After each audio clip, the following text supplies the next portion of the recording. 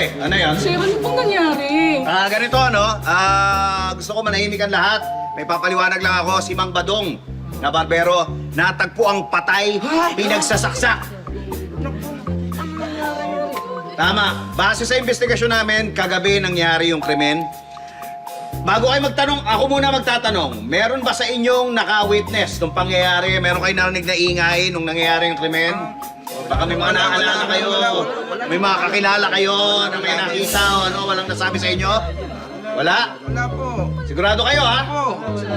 Baka po may pumasok na magnanakaw. Tapos nanlaban siya. Alam mo, nag-imbestiga kami sa loob, di ba?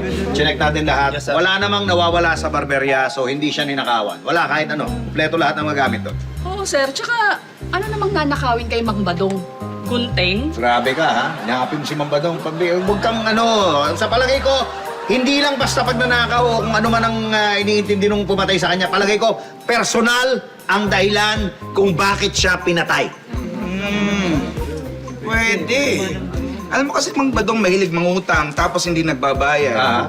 Kaya siguro nagalit yung natangan niya kaya siya pinatay. Di ba?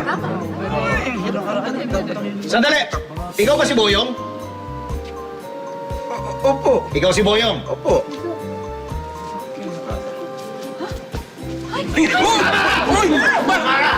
Amara, posible!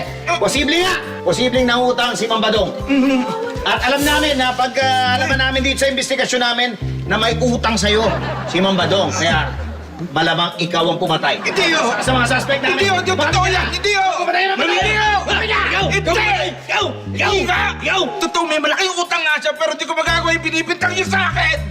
Hindi! Sigurado ka! Opo! Higpit ang higpit! Sige na, sige na. Pakawala mo na. Hindi si Boyong, ha? Ano yun? Sir. Ano yun? Baka naman ho may naichismis si Mang Badong. Kaya may nagalit sa kanya. Kaya pinatay siya. Alam mo, itong si Mang Badong, alam mo mahilig yung magkalat ng mga kwentong barbero eh. Talaga, ha? Pwede. Batong pala to. Ikaw ba si Abraham? Opo, Abraham Bravo. Abraham Bravo. Ano po? Ay! Ano ba ginagawa niyo? Dali! Kinig ka! Tama ka! Mahilig magkalat ng kwentong barbero si Mambadong. At alam ko rin na ikinakalat niya na bading ka. Kaya siguro nagalit ka, ikaw ang pumatay sa kanya! Hindi po! Hindi po ako! Hindi po ako! Hindi po ako! Opo! Totoo po! Totoo po! Nagalit ako sa mga ikinalat niyang chismis. Oh. Pero sa huli, Na-accept ko naman na sa sarili ko. True naman kasi yung mga sinay niya. Next up, yes! Kaya patunayan mo! Pugin mo naman. Huwag na! Sige na, okay na. Naniwala na kami. Naniwala na kami. Pakawala mo na. Pakawala mo na. Sige. Okay, hindi ikaw. Pero ito ang tandaan nyo. Nasisiguro namin na isa sa inyo, dito sa neighborhood na to, ang pumatay kay Mambadong. Huwag kayo mag-alala. Malalaman ko rin kung sino yun.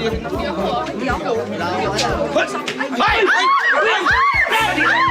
Halika dito! Sir! Ikaw ba si Junel? Opo! Ikaw? Opo! Ikaw ang pumatay kay Mambadong! Oo! Kumain ka! Oo! Kumain ka na! Kumain ka na! Kumain ka na! Ako ang pumatay kay Mang Badong! Ako nga! Sabi ko na eh. Sabi ko na. Okay, book na yan. Sige. Ha? Ang galing niyo, sir! Pasensya na ho. Oh, Ano niyo po nalaman? tingnan niyo to si Junel. Oh. Napakapangit ng gupit. Kung ako man gupitan ng ganyan, papatayin ko rin barbero ko. Dali ko na yan, oh. Okay, dali ko na yan. Dali ko na yan. Aba, tignan mo nga naman, oh. Palagi masakit ang katawan kapag nasa trabaho. Pero gumagaling pag araw ng sweldo. Ay,